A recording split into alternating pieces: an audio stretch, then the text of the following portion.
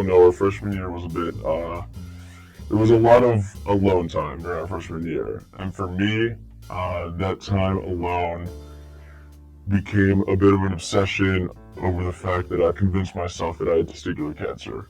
So basically, I felt something on the left side. I was so convinced that there was an irregularity, an abnormality. So sophomore year, there was a point, it was a late night, it was raining, walking back to the 40, and he passed the uncontrolled sign.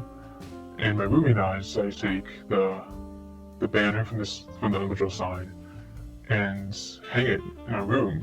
And my roommate, who is part of it, said that for the rest of the year they were discussing this mysterious thief of the uncontrolled sign, and we were kind of trying to find ways to investigate and such, but they never figured out, and it remains a mystery to this day. In one of my years, in one of my dorms, I don't think I need to specify which one, for purposes that will reveal themselves, but I accidentally busted a hole in the wall of my dorm. Actually, this was a pretty significantly sized hole. For a while there, we had it covered by a piece of paper, but that didn't really get the trick done.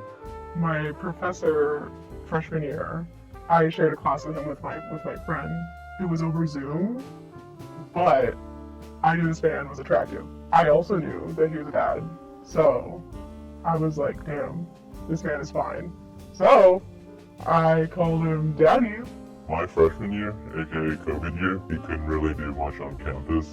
So we had met these upperclassmen like a week before, and so they decided to take a few friends and me down to the arch at like 11 p.m. So they crammed 8 of us in like this small car that only seated like 4 people. I've frantically found a way to get an appointment set up with Habif, and the doctor, I was like all worried and stuff. I was sitting there waiting for the doctor. He comes in, he checks me out.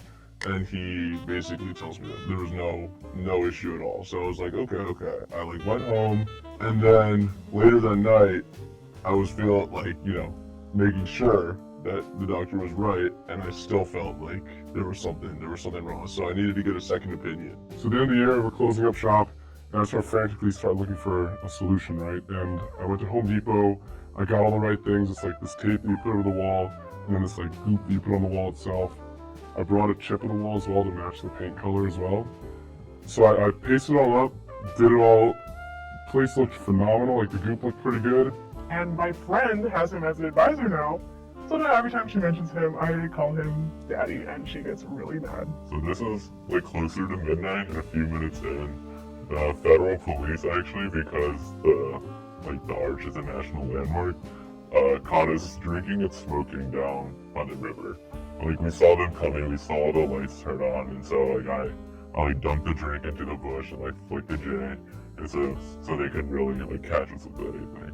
So I made an appointment the next week at Habif, and it actually ended up being the same doctor that was checking me out. So basically I just got a testicular exam 2 times by the same doctor, and he told me that everything was okay. It never felt fully okay, but I was okay enough. Anyway, it dried, and I left the dorm a day later and had to sign out all that jazz. Didn't get charged, nothing happened, but it's not very structurally sound, and so it's just gonna take one person throwing a ball against the wall or barely pressing a wall for it to cave in, and there'll be a huge chunk of the wall, just a gaping hole that'll be once again revealed to the world. But they did hold us there for a good few minutes, and they were asking us all these questions. And where are you from? What are you doing here? Where'd you get all this stuff from? We ended up just telling them that we were from WashU. But we blamed everything else. We're oh, we got everything from SLU. I don't know who it was, but it was all them. So they kind of just let us go, or don't do this again.